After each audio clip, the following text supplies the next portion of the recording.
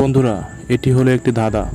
আর এই ধাঁধাটির চ্যালেঞ্জ হলো এই দুইটা লোহার টুকরোকে লাভ আকারে সাজিয়ে আপনাদেরকে দেখানো। কিন্তু এটা করার জন্য আপনি কোনো কিছু ব্যবহার করতে পারবেন না, আর আপনি আপনার বুদ্ধিকে কাজে লাগিয়ে এইটাকে সমাধান করতে হবে। আর এই ধাঁধাকে দেখে আপনার প্রথমবার অনেক কঠিন মনে হতে পারে, কিন্তু আসলেও সেটা কিন্তু ততটা কঠিন নয়। আর আপনি এই ধাঁধাটাকে সহজেই ঠিক করতে পারবেন। আপনি যদি এটাকে সঠিকভাবে বুঝতে পারেন তাহলে সহজেই করতে পারবেন। আর যাদের মাথায় আইকিউ অনেক বেশি তারা কিন্তু সহজেই এটা সমাধান করে ফেলতে পারে। আর বন্ধুরা, একটা জিনিস বলে রাখি, এই ধাঁধাটাকে সম্পূর্ণ করতে হলে একটা সঠিক নিয়ম আছে।